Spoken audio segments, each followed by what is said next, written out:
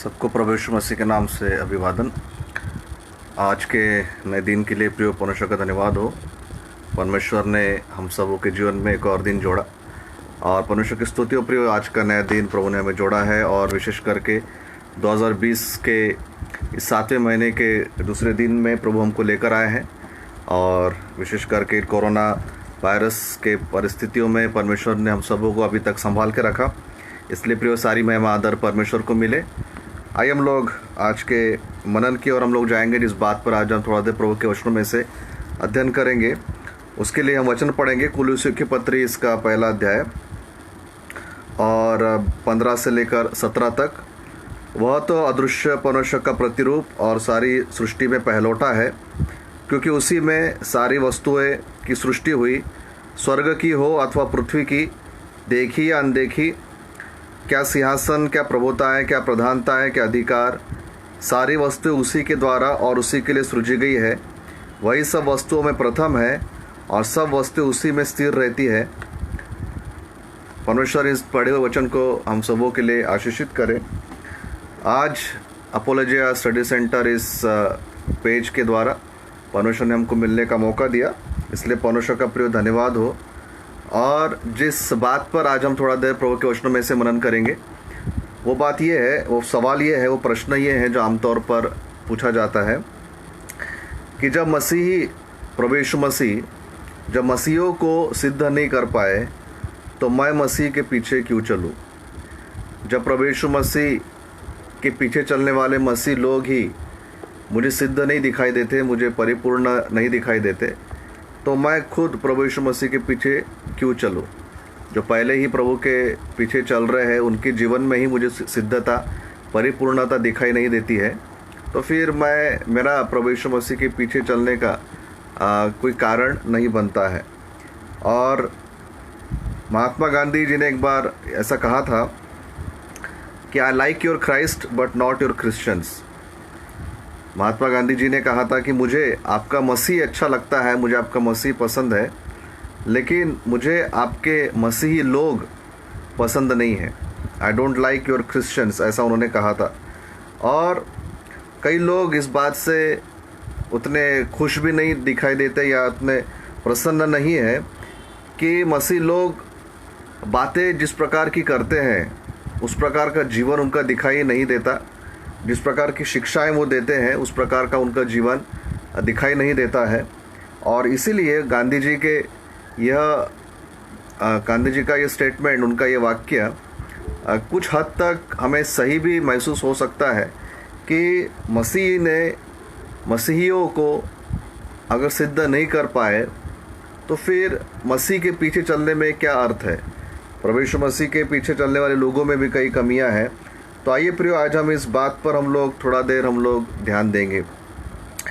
और ये बात तो सच है कि मसीह जो लोग हैं वो बाइबल की शिक्षा है, जैसे प्रेम, क्षमा, पवित्रता और अन्य बातों के बारे में बहुत कुछ सिखाते हैं, लेकिन मसीही लोगों में ही झगड़े दिखाई देते हैं और कोर्ट केस दिखाई देते हैं और फिर तलाक दिखाई देता है, लड़ाइयाँ दिखाई देती है, झूठ बोलते हुए पाए जाते हैं।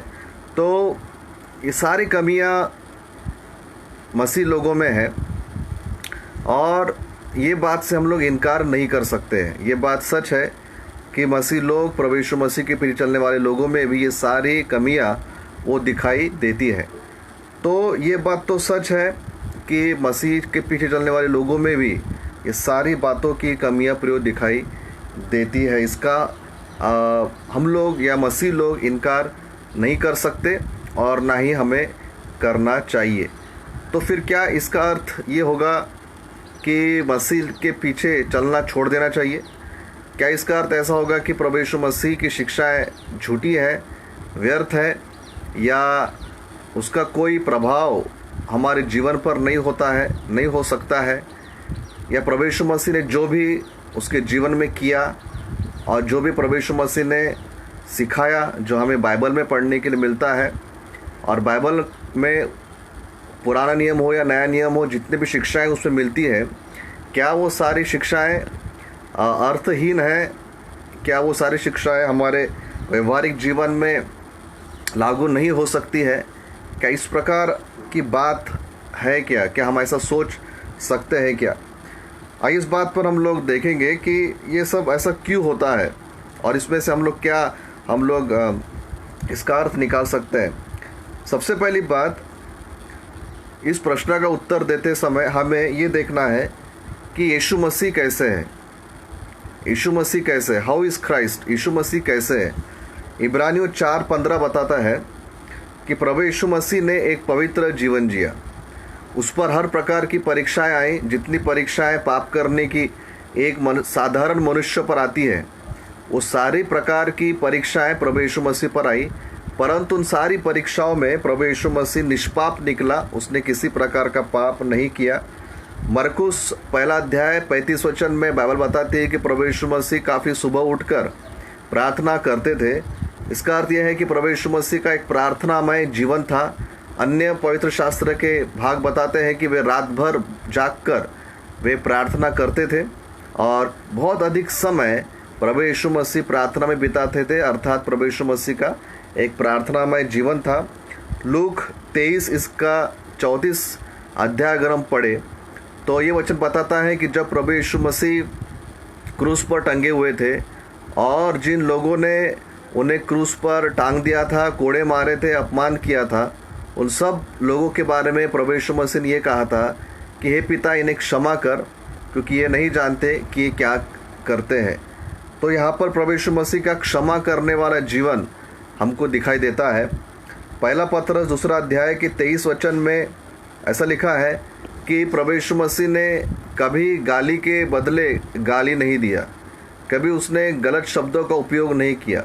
गाली उन्होंने नहीं दिया, भले ही लोगों ने उनको कितना ही भला बुरा बोला होगा, लेकिन प्रभु यीशु मसीह ने कभी उल्टी प्रकार से उनको उल्टा बोलकर उनको गाली नहीं दिया। यूहन्ना रचित सुसमाचार इसका 8 अध्याय और 46 वचन में लिखा है, यीशु मसीह ने वहाँ पर खड़े हुए लोगों को ये चुनौती दिया, ये चैलेंज दिया कि तुम में से कौन है जो मुझे पापी ठहराता है। अर्थात प्रभु यीशु मसीह ये कह रहे हैं कि तुम्हारे में से ऐसा कौन सा व्यक्ति है जो मुझे मेरे पाप दिखा सकता है। अर्थात प्रभु यीशु मसीह उनके सामने इस प्रकार का पवित्र जीवन जिए जिसके वजह से उन्होंने इतना बड़ा चैलेंज उनके सामने रखा, चुनौती रखी कि तुम मेरे पापों को मुझे दिखा नहीं सकते हो। तो प्रियो, ये सारी जो बातें हैं कि यीशु मसीह की पवित्रता, यीशु मसीह का प्रार्थनामय जीवन, प्रभु यीशु मसीह का क्षमा करने वाला जीवन, प्रभु यीशु मसीह का गाली न देने वाला जीवन, प्रभु यीशु मसीह का पाप न करने वाला जीवन, पहली बात ये बताता है कि प्रभु यीशु मसीह स्वयं अपने आप में पूर्ण रूप से वो सिद्ध थे, वो परफेक्ट थे, उनमें कोई भी कमी नहीं थी। ये एक बात बहुत अद्भुत बात है कि प्रभु यीशु मसीह जब धरती पर थे वो पूर्ण रूप से परमेश्वर थे, और जब वो धरती पर थे तो पूर्ण रूप से वह मनुष्य भी थे।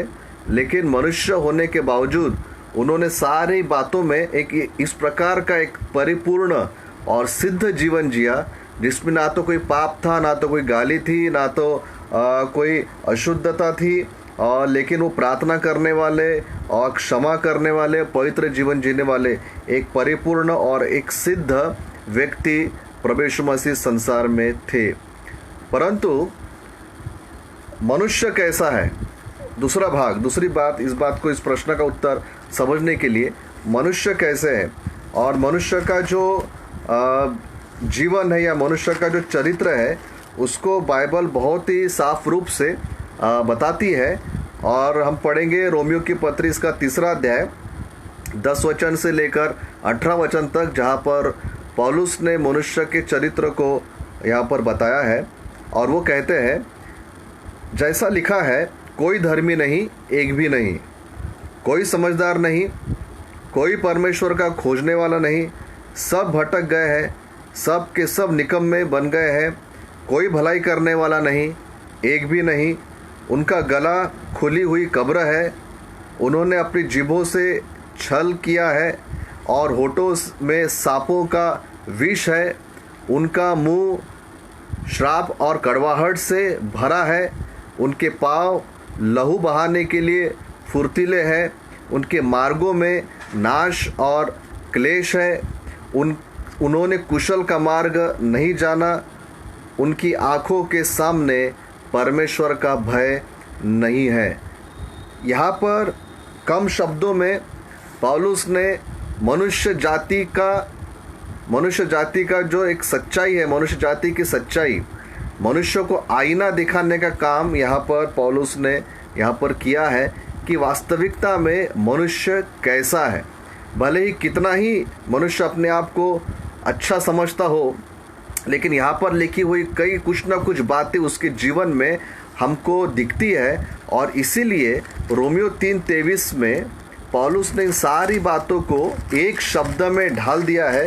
जो शब्द ये है, उसने कहा कि इसलिए सब ने पाप किया है और परमेश्वर की महिमा से रहित है। सारे मानव जाति, प्रभु यीशु मसीह को छोड़कर सारे मानव जाति के लिए एक शब्द में मानव जाति का जो चरित्र है वो बताया गया है, और वो ये है कि सब ने पाप किया है। और पहला यूहन्ना में यूहन्ना लिखता है कि यदि अगर कोई कहे कि मुझ में पाप नहीं, तो वह अपने आप को धोखा देता है। तो पहली बात तो यह है प्रियो कि यीशु मसीह संपूर्ण रूप से सिद्ध व्यक्ति थे। दूसरी बात, मनुष्य जो है वो पूर्ण रूप से प्रियो पापी है, या पूर्ण रूप से उसका जो चरित्र है प्रियो यह बिगड़ा हुआ है। और इसीलिए जब एक व्यक्ति प्रभु यीशु मसीह के पास इस प्रकार के बैकग्राउंड से आता है, इस प्रकार के पापमय बैकग्राउंड से आता है, तब वह प्रभु यीशु मसीह के द्वारा क्षमा किया जाता है। उसके पाप क्षमा किए जाते हैं, उसके गालियों के लिए, उसके पापों के लिए, उसके चोरी के लिए, उसकी हत्या के लिए, उसके व्यभिचार के लिए, उसके लालच के लिए, और जितने भी पाप है सारे पापों के लिए प्रभु यीशु मसीह उसको क्षमा करते हैं। और इसीलिए जब एक व्यक्ति प्रभु यीशु मसीह में आता है, जिसको हम कहेंगे शायद वो क्रिश्चियन बनता है, उसको क्रिश्चियन ये शब्द मेरा दिया जाता है, जबकि बाइबल ये नहीं बताती कि वो व्यक्ति क्रिश्चियन बनता है। बाइबल बताती है कि वो व्यक्ति प्रभु यीशु मसीह का चेला बनता है, क्योंकि प्रभु यीशु मसीह ने मत्ती 28 में कहा कि तुम जाओ सारे जगत में सुसमाचार सुनाओ और लोगों को मेरा चेला बनाओ। तो जो कोई व्यक्ति प्रभु यीशु मसीह के पास आता है वो प्रभु यीशु मसीह का चेला बनता है। ध्यान देने वाली बात यह है कि एक बहुत ही अधिक पापमय परिस्थिति से जब एक व्यक्ति प्रभु यीशु मसीह जो सिद्ध है उसके पास आता है, तो यीशु मसीह के लहू के द्वारा उसको शुद्ध किया जाता है, उसको माफ़ किया जाता है। परंतु अगर हम लोग फिलिप्पियों की पत्री इसका 3 अध्याय और इसके 12 वचन में अगर हम पढ़े, जो बात पौलुस ने लिखी है, जो स्वयं प्रभु यीशु मसीह की सेवकाई में थे, जो कलीसिया को स्थापित करते थे और नए नियम के आधे से ज़्यादा किताबें उन्होंने लिखी, ऐसा व्यक्ति जिसके द्वारा कई चमत्कार हुए थे, चमत्कार करने वाला, कलीसिया स्थापित करने वाला, सेवकाई करने वाला पौलुस स्वयं के बारे में ये कहते हैं, यह मतलब नहीं कि मैं पा चुका हूँ या सिद्ध हो चुका हूँ। वो कहते हैं कि इतना सब कुछ करने के बाद भी मैं ये नहीं कहता कि मैं सिद्ध हो चुका हूँ। वो ये कहते हैं कि अभी भी मुझ में कई कमियां हैं, अभी भी मुझ में कई दोष है जिससे मैं लड़ रहा हूँ। और रोमियो 7 में वो कहता है कि जो बातें करना चाहिए, जो मुझे पता है कि मैंने ये करना चाहिए, वो बातें मैं नहीं करता हूँ, और जो बातें नहीं करना चाहिए, जो मैं जानता हूँ कि नहीं करना चाहिए, फिर भी मैं करता हूँ, क्योंकि वो कहते हैं कि मैं पाप से लड़ रहा हूँ। तो बात यह है कि पापमय दशा से एक व्यक्ति प्रभु यीशु मसीह में आता है, उसके पापों के लिए उसको क्षमा किया जाता है, परंतु धरती पर रहते समय अभी भी उसका जो पुराना स्वभाव था, या संसार जो पाप से भरा हुआ है, संसार में रहते समय कई प्रकार के कमज़ोरियों में आकर वो कई प्रकार की गलतियां करता है, और उद्धार प्राप्त करने के बाद भी वो कई प्रकार के पाप करता है। तो इसीलिए हमको इस बात को समझना है प्रियो, कि जो व्यक्ति प्रभु यीशु मसीह में आता है, परमेश्वर पर विश्वास करता है, उद्धार प्राप्त करता है, वो तुरंत ही एक ही समय में परिपूर्ण सिद्ध नहीं बन जाता है। पौलुस भी कहते हैं कि मैं सिद्ध नहीं हुआ हूँ। पौलुस भी कहते हैं कि मैं दौड़ रहा हूँ उस परफेक्शन की ओर जहाँ पर मुझको दौड़ना है, जहाँ पर मुझको पहुँचना है। इसीलिए ये बात से हमने यीशु मसीह पर दोष लगाना या यीशु मसीह के बारे में ये कहना कि यीशु के पीछे चलने वाले लोग गलत होने के वजह से प्रभु यीशु मसीह के पीछे हम लोग नहीं चलेंगे प्रियो, ये योग्य कारण नहीं है कि हम लोग ये कहें कि यीशु मसीह ने अगर मसीहों को सिद्ध नहीं किया तो मसीह के पीछे चलने में क्या अर्थ है। मसीह कैसा है हमने देखा, मसीह संपूर्ण रूप से सिद्ध व्यक्ति है। मनुष्य जो है, साधारण मनुष्य, मैं और आप, हम सब लोग बहुत ही ज़्यादा पापमय परिस्थिति में है, लेकिन परमेश्वर का धन्यवाद हो कि यीशु मसीह के लहू के द्वारा हमारे पाप धुल जाते हैं। लेकिन अभी भी हम लोग संपूर्ण, परिपूर्ण, कंप्लीट नहीं हुए हैं और अभी भी हमको परफेक्शन की ओर जाना है, परफेक्शन की ओर हम अभी भी बढ़ते चले जा रहे हैं। और इसीलिए दूसरा कोरिन्थियों इसका 3 अध्याय और इसके 18 वचन में पौलुस लिखते हैं कि हम सब लोग अंश अंश करके बदलते जाते हैं, हम लोग थोड़ा थोड़ा करके बदल रहे हैं। दूसरा कोरिन्थियों 3:18 में पौलुस बताते हैं कि हम लोग थोड़ा थोड़ा करके प्रियो हम लोग बदल रहे हैं। और इसीलिए कि जब हम लोग थोड़ा थोड़ा करके बदल रहे हैं तो उदाहरण के लिए शायद मसीह में आने से पहले हम लोग, उदाहरण के लिए शायद हम लोग 10 पाप करते थे, हम लोग 10 पापों में पड़े हुए थे। लेकिन मसीह में आने के बाद ये जो पाप है ये धीरे धीरे कम होते जाते हैं। हो सकता है पहले वो 10 पाप करता था व्यक्ति, बाद में वो 9 करता होगा, 1 पर जय पा लिया, फिर 8 करता होगा, शायद 2 पर पा लिया, 7 करेगा, 3 पर जय पा लिया, 6, 5, 4, 3, 2, और फिर बाद में ऐसा समय आएगा कि जब वो पाप करना वो छोड़ देगा। तो धीरे धीरे धीरे धीरे करके उसका जीवन जो है वह बदलता चला जाता है। और इसलिए रोमियो की पत्री इसके 12 अध्याय के पहले वचन में पौलुस ने मसीहों को, विश्वासियों को जो प्रभु यीशु मसीह के पीछे चलते हैं, उनको पौलुस ने यह सुझाव दिया है। बाइबल हमें एक बात बताती है कि हमको क्या करना चाहिए। वो ये कहते हैं कि इसलिए है भाइयों, मैं तुमसे परमेश्वर की दया स्मरण दिलाकर विनती करता हूँ कि अपने शरीरों को जीवित और पवित्र और परमेश्वर को भावता हुआ बलिदान करके चढ़ाओ, यही तुम्हारी आत्मिक सेवा है। वो कहता है कि इस संसार के सदृश न बनो, परंतु तुम्हारे मन के नए हो जाने से तुम्हारा चाल चलन भी बदलता जाए, जिससे तुम परमेश्वर की भली और भावती और सिद्ध इच्छा अनुभव से मालूम करते रहो। पौलुस ये कह रहे हैं कि तुम विश्वासी बन चुके हो, तुम प्रभु यीशु मसीह के चेले बन चुके हो, तुम परमेश्वर की संतान बन चुके हो, अब तुम्हारा उद्धार हो चुका है। लेकिन अभी भी तुमको ज़रूरत ये है कि तुमको अपने शरीरों को एक बलिदान के रूप में, जो जीवित है, जो पवित्र है और परमेश्वर को भावता हुआ बलिदान करके तुमको चढ़ाने की आवश्यकता है। वो ये कहता है कि तुमको अब संसार के जैसे नहीं बनना है। उसको कहता है कि तुम्हारा चाल चलन बदलना चाहिए, तुम्हारे मन के नए हो जाने से तुम्हारा चाल चलन बदलना चाहिए। क्या सिखा रहे पौलुस? पौलुस ये बता रहे हैं कि उद्धार हो चुका है, लेकिन अभी भी तुमको बदलने की आवश्यकता है। और प्रियो, जब भी हम लोग पत्रियों को पढ़ते हैं, उदाहरण के लिए रोमियो की पत्री 12 अध्याय से आगे, इफिसियों की पत्री 4 अध्याय से आगे, कुलुसियों की पत्री 3 अध्याय से आगे, ये पत्रियाँ के सेकंड पार्ट जो है ये बताते हैं कि हमारा मसीह होने के बाद, विश्वासी बनने के बाद हमारा प्रैक्टिकल लाइफ किस प्रकार से होना चाहिए। वहाँ पर पौलुस लिखते हैं कि तुम्हारा जीवन पवित्र होना चाहिए, तुम्हारा पुराना मनुष्यत्व जाना चाहिए, तुमने सच बोलना चाहिए, तुमने क्षमा करना चाहिए, तुमने प्रेम करना चाहिए। ये सब बातें जो है प्रियो, हमको मसीह जीवन के लिए हमको पढ़ने को बताई गई है या करने को बताई गई है, जिस पर हमको चलना है।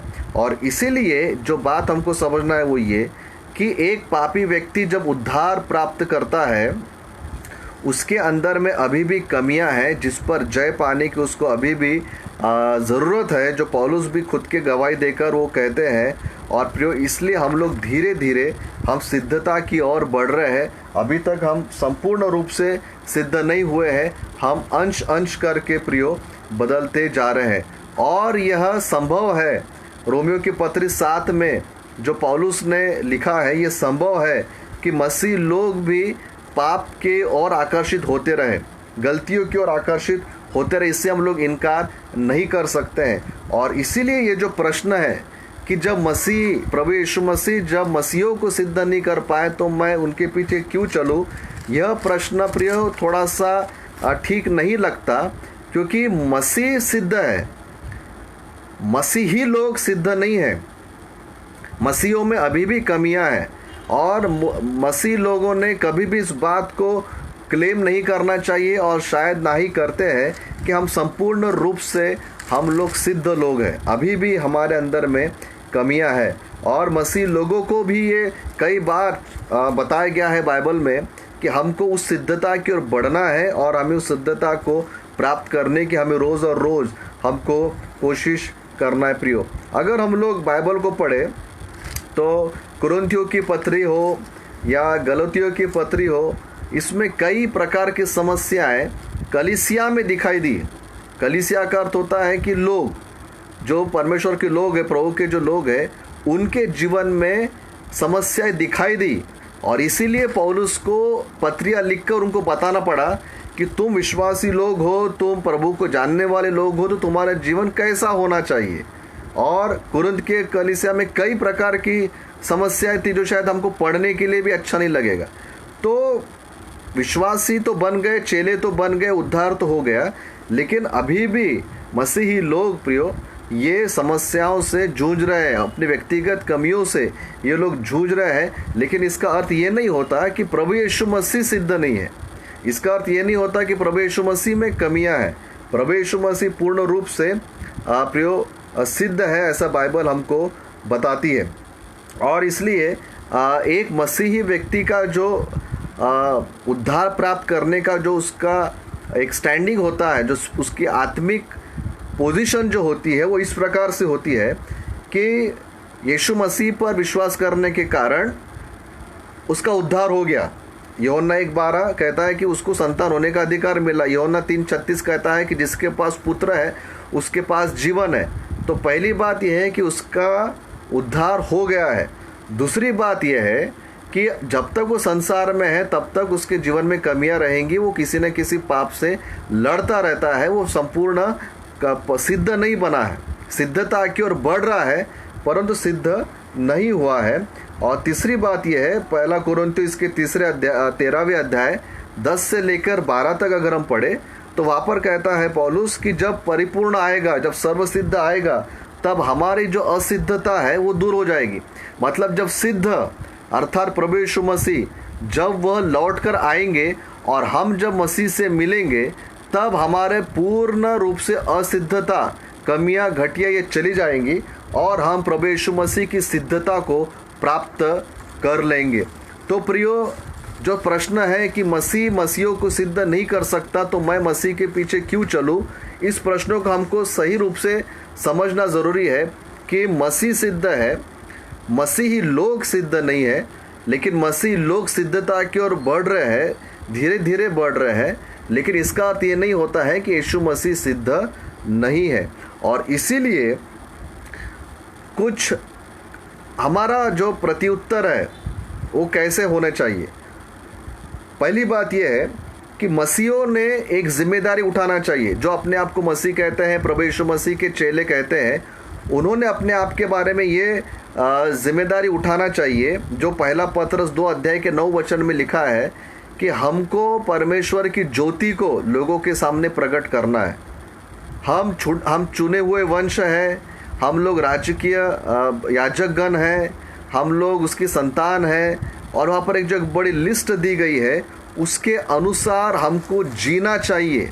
और मत्ती 5:16 में भी प्रभु यीशु मसीह ने जो बात बताई है, हम पढ़ेंगे उसको कि प्रभु यीशु मसीह ने कहा कि जैसा तुम्हारा स्वर्गीय पिता सिद्ध है वैसे ही तुम सिद्ध बनो। जब हम लोग मत्ती 5:48 में पढ़ते हैं कि इसलिए चाहिए कि तुम सिद्ध बनो जैसा तुम्हारा स्वर्गीय पिता सिद्ध है।